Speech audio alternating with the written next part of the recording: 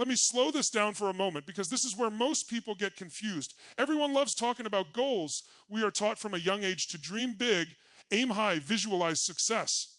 And yes, direction matters. A goal gives you a destination, but a destination alone doesn't move you an inch. You can stand at the edge of a road all day long staring at a sign that says success, and you'll never arrive unless you start walking in a specific way at a specific pace with a specific method. That method is the process. Think about education for a second. Two students sit in the same classroom, listen to the same teacher, read the same book, and take the same exam. One excels, the other struggles. The difference is almost never intelligence. It's not luck. It's not talent. It's the system they follow when no one is watching. One has a process, daily study time, clear priorities, revision, practice, reflection. The other relies on pressure, last-minute effort, and hope. Same goal, completely different outcomes because the process is doing the real work. Here's what most people miss: goals are emotional, but processes are practical. A goal can excite you for a moment. A process trains you for a lifetime. When you build a process, you remove randomness from your results. You're no longer asking, do I feel motivated today? You're asking, what's the next step in the system? And that single shift changes everything. Because success stops being a mood and starts becoming a habit. In learning, the brain responds to repetition, structure, and consistency. This isn't opinion, it's science. Neural pathways strengthen through repeated action. When you follow a process, you are literally rewiring your brain to perform better. That's why people who stick to simple, repeatable routines outperform people with big dreams and no structure. The height you reach is directly connected to how well your process is designed and how faithfully you follow it. And let me say this clearly, a powerful process doesn't have to be complicated. In fact, the best ones are often boring. Same study time every day, same practice method, same review cycle. It's not exciting, but it's effective. People quit because they're chasing excitement, not results. But results come from doing the basics better than everyone else, longer than everyone else. When you commit to a process, you stop negotiating with yourself. You don't ask, should I do it today? The decision was already made. That's why processes build confidence. Every time you follow through, you prove to yourself that you are someone who keeps promises. Over time, that self-trust compounds, and suddenly you're operating at a higher level without forcing it. So if you want to change your outcomes, don't obsess over the goal. Obsess over the system that carries you there. Design the process, follow it with discipline, and let time do what it does best: reward consistency. Because in the end, the direction you choose matters, but the process you follow is what decides how far you truly rise. Expand key point 2 into a 600-word segment, flowing naturally within the speech and maintaining alignment with the overall key points. Avoid any headings and ensure the tone is seamless and conversational. Conclude with only the necessary closing line for impact, and don't mention Toe and ROBBINS name, and write it like Toe ROBBINS is giving speech in key. Now let's talk about the word people love to admire but rarely train: discipline. Most individuals look at highly successful people and assume discipline is something they were born with, like a personality trait or a gift. That belief alone keeps millions stuck, because if discipline is something you either have or don't have, then there's no responsibility to build it. But discipline is not genetic, it's educational, it's behavioral. It's a skill, and like any skill, it improves only through deliberate practice. Think about how learning actually works. No one expects a student to master a subject the first time they see it. We understand repetition creates understanding. Discipline works the same way. The first time you wake up early, focus deeply, or follow through when you don't feel like it, it's uncomfortable. The 10th time, it's easier. The 100th time, it becomes automatic. What was once effort becomes identity. That's how discipline is formed. Not through intensity, but through consistency. Here's the critical insight: discipline is not about force, it's about structure. When your environment and routine are designed correctly, discipline stops feeling like willpower and starts feeling like momentum. You don't rely on emotion to act, you rely on a system to carry you forward. In education, this is why structured schedules outperform last-minute pressure. When you remove decision-making from the moment, performance increases. Your mind becomes free to learn rather than fight itself. Most people wait to feel motivated before they act. Disciplined people act first and let motivation catch up. And there's science behind this. Action creates emotion far more reliably than emotion creates action. When you complete a small task, your brain releases confidence. That confidence fuels the next action. Over time, discipline compounds, and what once felt difficult becomes your normal operating standard. In learning and personal growth, discipline teaches your nervous system how to stay focused under pressure. Every time you sit down to study when distractions are present, you are training attention. Every time you finish what you start, you are reinforcing follow-through. These repetitions are not small. They are shaping how you respond to challenges in every area of life. Discipline doesn't just improve performance, it stabilizes it. And here's something most people don't realize. Discipline actually creates freedom. When your habits are strong, your choices expand. You don't waste energy battling procrastination, guilt, or inconsistency. You move forward with clarity. That's why disciplined students think more creatively, disciplined professionals perform more reliably, and disciplined leaders make better decisions. The structure supports them, so their mind can operate at a higher level. The mistake people make is trying to overhaul their life overnight. Discipline doesn't grow through extremes.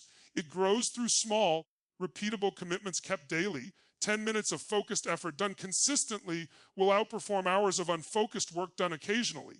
The brain responds to regular signals. When you show up at the same time in the same way again and again, discipline stops being something you chase and becomes something you own. So don't ask yourself whether you are disciplined. Ask yourself what you are practicing every day. Because whatever you practice becomes your standard, and whatever becomes your standard determines how high you can operate when it truly matters. Expand key point 3 into a 600-word segment, flowing naturally within the speech and maintaining alignment with the overall key points. Avoid any headings and ensure the tone is seamless and conversational. Conclude with only the necessary closing line for impact and don't mention Toa, Abent's name, and write it like Tanner Abent's is giving speech in key. Let's take this one level deeper, because this is where real growth separates itself from blind effort.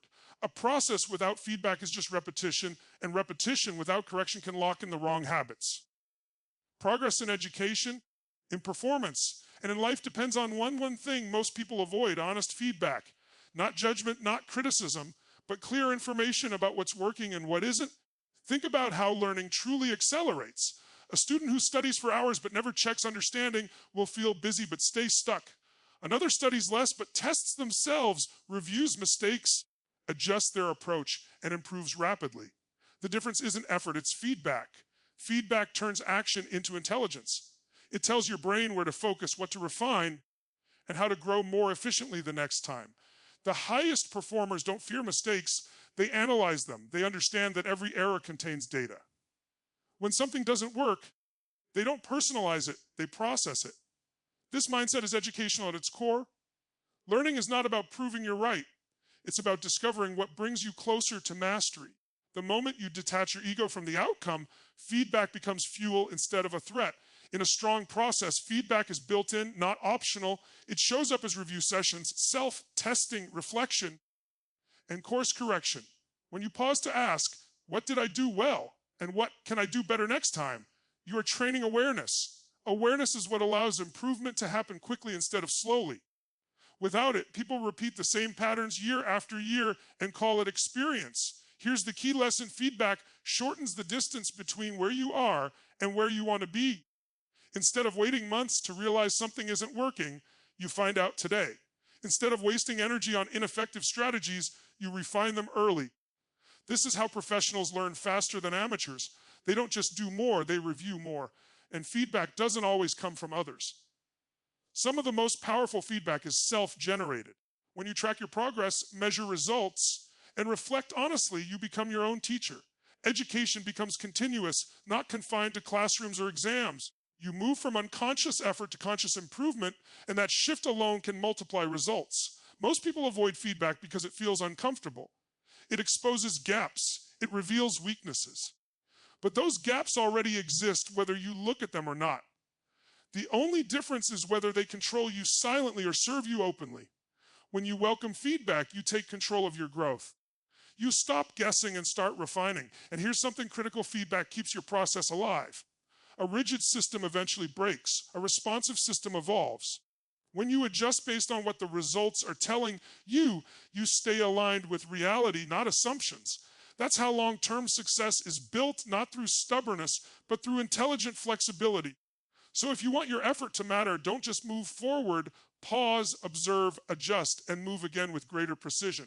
Because the people who rise highest are not the ones who work the hardest, but the ones who learn the fastest from every step they take. Expand key point 4 into a 600-word segment flowing naturally within the speech and maintaining alignment with the overall key points. Avoid any headings and ensure the tone is seamless and conversational. Conclude with only the necessary closing line for impact, and don't mention Tony Robbins' name and write it like Tony Robbins is giving speech in key. Now we arrive at the point where everything comes together, because this is not just about what you do, it's about who you become in the process. Most people think identity is something fixed, something you're born with. But identity is shaped by repetition. It is formed by the behaviors you practice consistently, especially when no one is watching. The process you commit to every day is quietly writing the story of who you believe you are. Think about how confidence is actually built. It doesn't come from positive thinking or empty affirmations. It comes from evidence. Every time you follow through on your process, you send your brain a powerful message: I can be trusted. Over time, that message becomes a belief. That belief becomes identity. And once something becomes part of your identity, it no longer requires effort. You don't force yourself to act in alignment with who you believe you are. You act naturally. In education and personal development, this is the turning point. A person who studies occasionally thinks of themselves as someone who trays. A person who follows a learning process daily begins to see themselves as disciplined, capable, and focused. The same action repeated long enough stops being a task and starts being a trait. This is why processes matter more than motivation. Motivation fades, identity remains. Here's the powerful truth: you don't rise to the level of your goals, and you don't even rise to the level of your discipline. You rise to the level of the identity your process creates. If your process requires focus, you become focused. If it requires honesty, you become honest. If it requires resilience, you become resilient. The process educates your character while it trains your skills. This is also why shortcuts are so dangerous. They might get you a quick result, but they rob you of identity growth. When you skip the process, you skip the becoming. And eventually, results collapse because the person hasn't grown enough to sustain them. Real success lasts only when the identity can support it. Your standards are another reflection of identity. When your process is strong, your standards rise automatically. You no longer accept inconsistency, excuses, or half effort, not because someone told you not to, but because it no longer matches who you are. That's the moment growth becomes self-sustaining. You don't need external pressure. Internal alignment takes over. And here's the educational insight: most people overlook identity shapes decision-making. When faced with a choice, you don't ask, what should I do? You ask, often unconsciously, what would someone like me do? If your identity is built on strong processes, your decisions align with growth without struggle. This is how progress accelerates. So if you want lasting change, don't chase outcomes. Build processes that demand a higher version of you. Show up daily. Follow through consistently. Let repetition shape belief, and belief shape identity. Because when your identity evolves, success stops being something you pursue and starts being something you express.